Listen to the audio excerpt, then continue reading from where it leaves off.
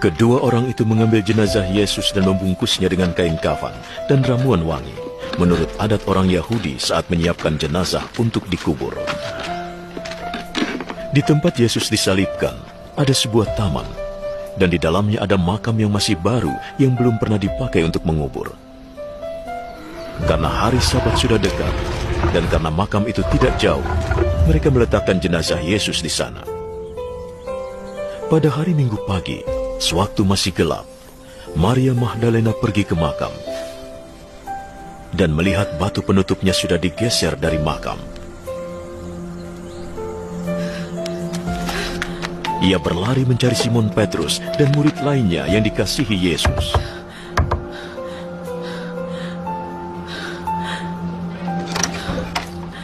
Tuhan sudah diambil dari kuburnya. Aku tidak tahu di mana dia diletakkan. Lalu Petrus dan murid lain itu pergi ke makam.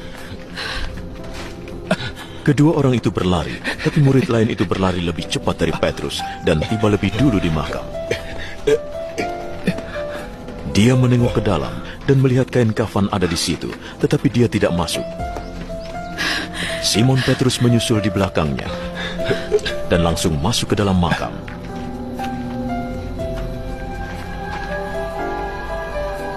Ia melihat kain kafan terletak di situ, juga kain yang menutupi kepala Yesus. Kain itu tidak di dekat kain kafan, tetapi tergulung, terpisah. Lalu murid Yesus yang lain yang tiba lebih dulu ikut masuk. Ia melihat dan percaya. Mereka masih tidak mengerti yang tertulis dalam Alkitab bahwa ia harus bangkit dari... Yesus menampakkan diri kepada dua orang muridnya. Mereka kembali kepada kawan-kawannya dengan sukacita. Sungguh, Tuhan telah bangkit. Ia menampakkan diri kepada Simon.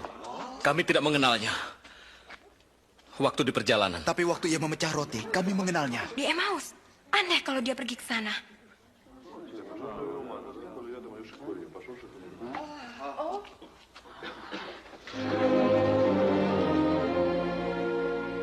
Damai sejahtera bagimu.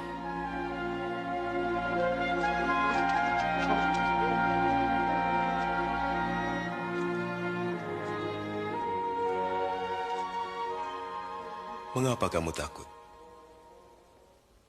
Mengapa timbul keraguan dalam pikiranmu? Lihat, tanganku dan kakiku. Aku sendirilah ini. Rabalah, kau akan tahu. Karena hantu tidak mempunyai daging dan tulang seperti yang ada padaku. Inilah perkataanku yang telah kukatakan kepadamu. Semua yang tertulis tentang aku dalam Taurat Musa, kitab Nabi-Nabi dan kitab Mazmur harus digenapi.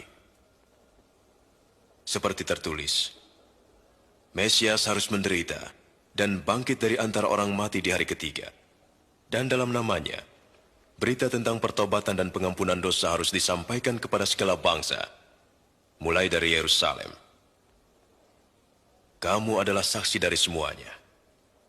Dan aku akan mengutus Roh Kudus bagi kamu. Tapi kamu harus